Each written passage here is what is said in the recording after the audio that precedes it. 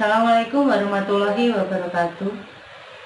Bertemu kembali dengan saya Titik Sianingsih, pengajar bahasa Indonesia. Kali ini kita akan membahas tentang resensi. Tapi sebelumnya, bagaimana keadaan kalian?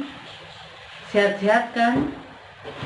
Sebelum pembelajaran dimulai, saya akan mengingatkan kembali protokol kesehatan yang perlu Anda taati. Yang pertama, pakai masker jika keluar rumah, sering cuci tangan pakai sabun minimal 20 detik, jaga jarak dan juga jauhi kerumunan. Sebelum kita membahas resensi, tentu masih ingat materi-materi yang sudah kalian pelajari sebelumnya, yaitu proposal, karya ilmiah, dan juga sekarang resensi. Perlu Anda ketahui semua bahwasanya kita masih mempunyai 2 bab yang harus diselesaikan, yaitu resensi dan juga pementasan drama.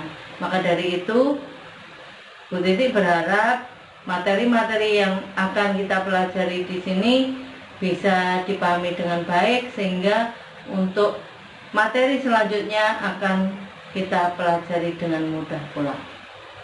Sekarang kita mulai resensi. Apa itu resensi? Resensi merupakan pertimbangan baik buruknya suatu karya. Maka resensi sering disebut dengan timbangan buku.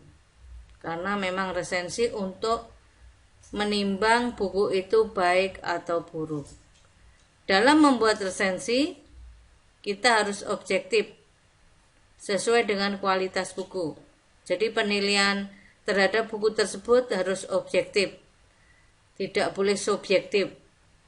Kemudian orang yang meresensi buku disebut peresensi.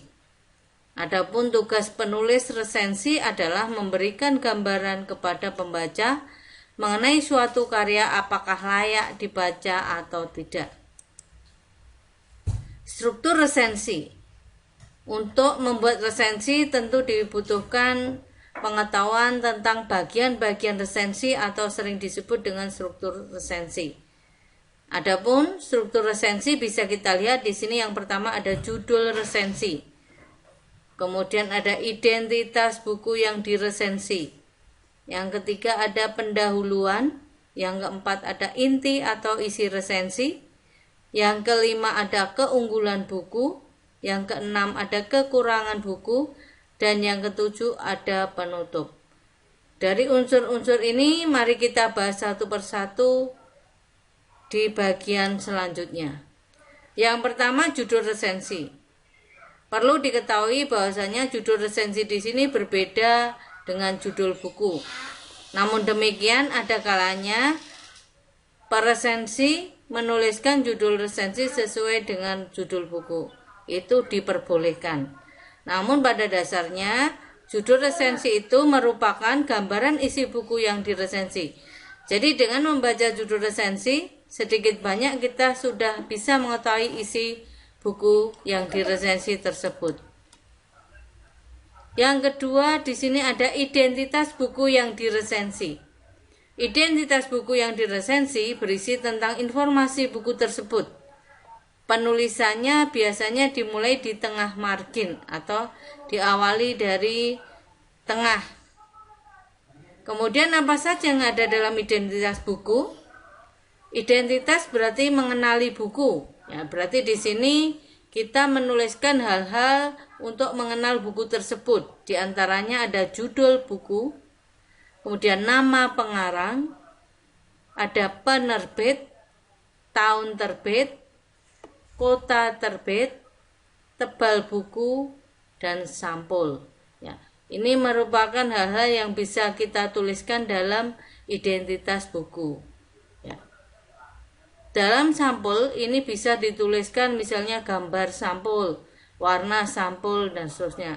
Yang pasti dalam identitas buku ini seorang pembaca bisa mengenal seperti apa atau mengetahui gambaran buku yang akan diresensi itu seperti apa. Selanjutnya ada pendahuluan.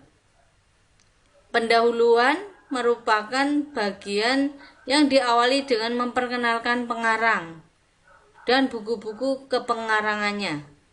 ada kalanya menjelaskan tujuan penulisan buku tersebut. Jadi di dalam pendahuluan di sini seorang pembaca buku bisa mengetahui tentang pengarang buku tersebut, karena biasanya dituliskan latar belakang ataupun identitas dari pengarang tersebut. Ada juga memperkenalkan buku-buku lain yang dikarang oleh penulis tersebut. Ada tulisan tentang tujuan ditulisnya buku tersebut, atau juga ada kalimat-kalimat yang membandingkan dengan buku-buku yang lain. Itu biasanya ada di dalam pendahuluan. Jadi untuk merumuskan pendahuluan itu sesuai dengan kreativitas masing-masing. Selanjutnya ada inti atau isi resensi. Ya, inti atau isi tentunya di sini adalah bagian penting dalam sebuah buku tersebut. Ya. Bagian ini merupakan inti resensinya. Dalam bagian ini ada perbedaan pada buku fiksi dan non-fiksi. Jadi di sini dapat kita lihat bahwasanya buku yang bisa diresensi itu bisa buku fiksi atau juga buku non-fiksi. Lalu apa tuh yang termasuk buku fiksi itu? Buku fiksi itu seperti cerpen, novel, puisi, drama, film. Sedangkan non-fiksi itulah buku-buku tentang pengetahuan. Kemudian di sini ada perbedaan. Kalau mengulas buku fiksi, tentunya dalam isi resensi itu kita harus mengulas unsur intrinsik dan ekstrinsik. Karena memang unsur itu adalah unsur yang membangun sebuah buku fiksi. Tetapi kalau kita meresensi buku non-fiksi, maka yang kita tuliskan dalam inti atau isi resensi adalah gambaran umum isi buku yang dirangkum dari bab-bab buku tersebut. Jadi dari bab-bab yang dituliskan dalam buku itu kita rangkum, kita cari inti atau isi pentingnya dalam sebuah buku. Selanjutnya ada keunggulan buku. Di sini dari kata unggul atau sering disebut kelebihan buku. Keunggulan buku, bagian yang menjelaskan keunggulan atau kelebihan buku. Keunggulan atau kelebihan buku ini dapat kita tafsirkan dari kalimat-kalimat yang digunakan dalam resensi tersebut. Jadi dalam keunggulan buku itu kita bisa menarik bahwasanya itu termasuk keunggulan buku dari kalimat yang digunakan. Lalu kalimat seperti apa yang biasa digunakan? Ya, kita bisa mencontohkan seperti kalimat berikut. Cerita dalam buku itu sangat menarik. Di sini kata sangat menarik merupakan keunggulan dalam sebuah buku. Ya. Kemudian ada juga kalimat penggambaran watak tokoh sangat misterius sehingga menimbulkan rasa penasaran pada pembaca. Di sini juga merupakan kalimat-kalimat yang merupakan keunggulan. Kalimat berikutnya, bahasa yang digunakan sangat runtut sehingga pembaca mudah memahami isinya. Ya, itu juga merupakan kalimat-kalimat yang merupakan keunggulan buku. Karena ternyata di sini bisa membuat pembaca mudah memahami isinya. Itu adalah keunggulan buku. Selanjutnya, apa itu kekurangan buku? Ya. Sebagaimana kelebihan, dalam bagian ini dipaparkan kekurangan atau kelemahan buku. Sama halnya dengan keunggulan, untuk mengetahuinya kita bisa mencermati kalimat yang dipakai. Ya. Kalimat-kalimat seperti apa yang biasa digunakan dalam kekurangan buku? Ya, kita bisa melihat di sini, misalnya bahasa yang digunakan dalam cerita itu monoton sehingga pembaca merasa bosan. Ya, di sini tentu dapat kita simpulkan bahasa yang membuat pembaca bosan sehingga merupakan kelemahan atau kekurangan. Atau juga kalimat dalam cerita itu berbelit-belit sehingga sulit dipahami. Ya. Kata sulit dipahami juga menyatakan bahasanya itu sebuah kekurangan buku. Ya. Karena sebuah buku itu dituliskan tentu dengan tujuan agar mudah dipahami oleh pembaca. Ya. Tapi di sini dituliskan sulit dipahami, berarti itu sebuah kekurangan buku. Ya. Contoh berikutnya, ceritanya terlalu fantastis dan tidak masuk akal. Ya. Di sini suatu yang terlalu fantastis. Jadi dalam sebuah cerita boleh membuat suatu khayalan tetapi tetap masuk akal. Kan di sini dituliskan tidak masuk akal, berarti suatu kekurangan juga. Ya.